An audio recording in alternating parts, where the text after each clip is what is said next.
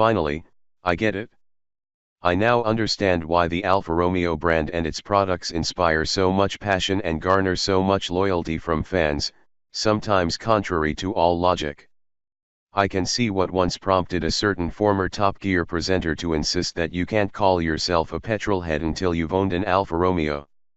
For the past 9 months, I've been an honorary member of the Alfa Owners Club, and in that time I've gone from being an ambivalent observer to a dedicated fanboy, all thanks to the seductive charms of the Giulia Quadrifoglio. You can't help but be stirred on a deeply emotional level when you have a car like this on your driveway. Not only are its voluptuous looks enough to make you go weak at the knees, but it's also one of the most exciting cars of any price or type you're ever likely to drive. Here, at last, is a modern Alfa Romeo that'll fill you with pride rather than trepidation, getting your heart pumping with desire and making you lose all interest in BMW M3S and Mercedes-AMG C63S. The Giulia may have 4 doors, but it drives like an out-and-out sports car, and we're not talking about the 4C here.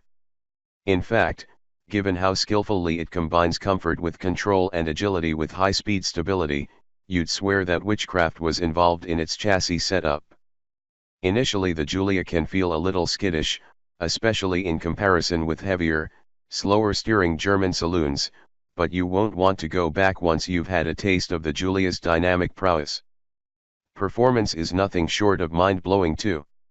Heavily boosted to produce 503 bhp and 443 pounds-foot, the Giulia's 2.9-liter 6-cylinder engine is smooth, free-revving, and energetic and even sounds pretty tasty by V6 standards, although some of us wished it was even more vocal, especially in dynamic mode, to give it the character to match an AMG V8. High speeds are almost too easy to achieve, such is the avalanche of grunt that's continuously straining to be unleashed. If there's a weak link in the Giulia's dynamic repertoire, it's the brakes. The optional carbon ceramics fitted to our car were quite grumbly, tricky to modulate at low speeds and not even all that impressive in terms of sheer stopping power.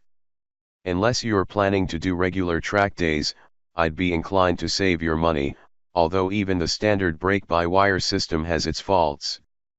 Perhaps Alfa could have made more of an effort with the infotainment system, especially the relatively basic, awkwardly shaped screen, but in general I really like the way the Giulia's cabin looks and feels, and in terms of functionality it's surprisingly hard to fault. Rattles and squeaks have been conspicuous by their absence, and the quality of the materials is of a reasonably high standard, with the exception of the low-rent, but still good to use, plastic gear selector. Notably, the long, tactile aluminium gear shift paddles are among the best you'll find anywhere.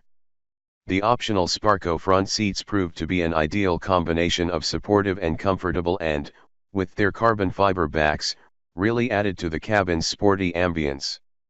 All the same, I'd have been just as happy if we'd stuck with the standard Recaro seats, which offer greater comfort, heating, and full electric adjustment, unlike the more focused Sparcos. Either way, the Giulia's driving position is spot on. This being an Alfa, there was always going to be a question mark over reliability. The Giulia has been, well, not flawless, but it hasn't done anything to be overly concerned about, either. On 3 occasions, the engine went into limp home mode, reducing power and limiting the car's speed but never leaving us stranded. Remedial work included fitting new turbo overboost valves and replacing part of the wiring loom. Oh, and the alarm was overly sensitive at first. That's pretty much it.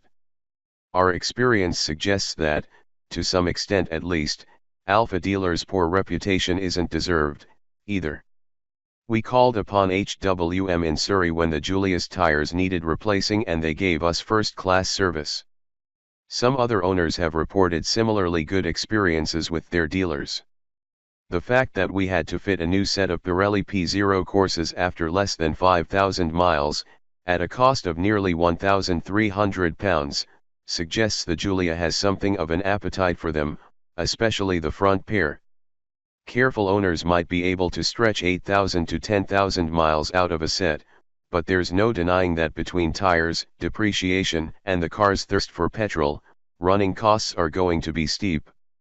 The courses aren't great in cold weather, either. This is a car that would benefit from having winter tires fitted when the temperature hits single digits.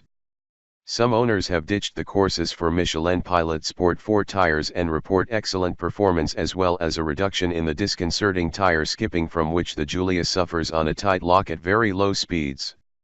Yes, the Giulia has its flaws, but none of them is a deal breaker for me. Alfa has got all of the important things so right that I wouldn't look anywhere else if I were in the market for a new super saloon.